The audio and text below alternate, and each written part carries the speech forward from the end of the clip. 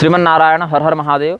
अभी हम आपको वरुण व्रत से अवगत कराने वाले हैं। ये वरुण व्रत कौन करते हैं? शतभिषा नक्षत्र और पूर्वाषाढ़ा नक्षत्र में जिनका जन्म होता है। तो पूर्वाषाढ़ासु वारुण्याम जाताय वरुण व्रतम जातकस्तत्प्रकर्तव्यम वृक्ष दोष निवृत्त।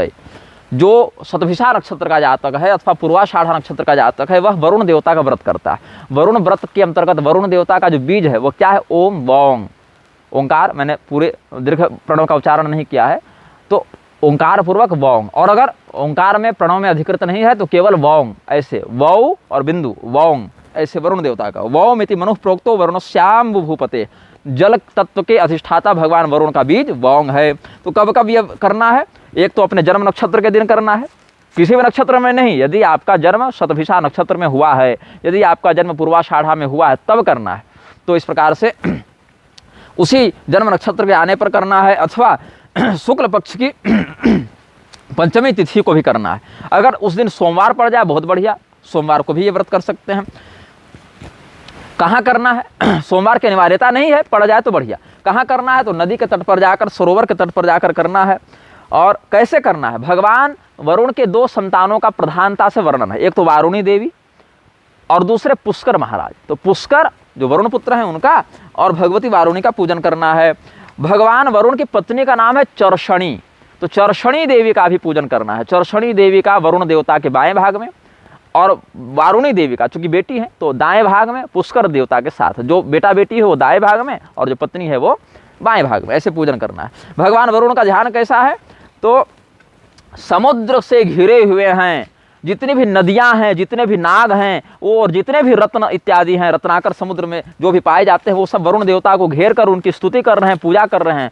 दो हाथों से युक्त दाएं हाथ में अभय प्रदान करते हुए, आशीर्वाद देते हुए, और बाएं हाथ में नागपाश को धारण किए हुए, अभय देते हुए, आशीर्वाद देते हुए, बाएं हाथ में नागपाश को धारण किए हुए वरुण देवता का ध्यान करना है। दो भुजाओं वाले वरुण देवता हंस पर बैठे हैं, समुद्र के ऊपर हंस विराजमान है। चारों ओर से नाग कन्याएं और नदियां उनकी पूजा कर रही हैं। वरुण देवता के दो हाथ हैं, दाएं हाथ से आशीर्वाद दे रहे हैं, बाएं में नागपाश पकड़े हुए हैं और हंस पर बैठे हैं। उनके बाएं भाग में उनकी पत्नी भगवती चर्षणी विद्यमान है, दाएं भाग में भगवती वारुणी और पुष्कर देव विद्यमान है। इस प्रकार से सुंदर सुंदर आभूषणों से युक्त भगवान वरुण का श्वेत वर्ण के माला, श्वेत पुष्पों की माला, श्वेत वर्ण के वस्त्रों को धारण किए हुए वरुण देवता का पूजन करना है। और क्या कहना है?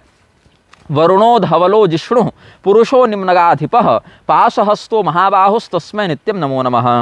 हे वरुण देवता, हे विजयशाली वरुण, हे श्वेत वर्ण के देवता, हे नदियों के अधिपति, हे पाश को धारण करने वाले विशाल भुजाओं वाले वरुण देव, आपको सदैव प्रणाम है। इसमें एक विशेष ध्यान रखना है। वरुण व्रत को करने वाला व्यक्ति तीव्र गंध और परफ्यूम का प्रयोग न करे, इत्र का प्रयोग न करे। सामान्य चंदन इत्यादि लगा सकता है लेकिन परफ्यूम, इत्र इत्यादि का प्रयोग नहीं कर सकता है। विशेष करके चैत्र के मास में नहीं करना। उपट, नेत्र, गंध इत्यादि का प्रयोग नहीं करना है। गंध भोगम न कुर्वेत चैत्र मासे शुचिव्रत।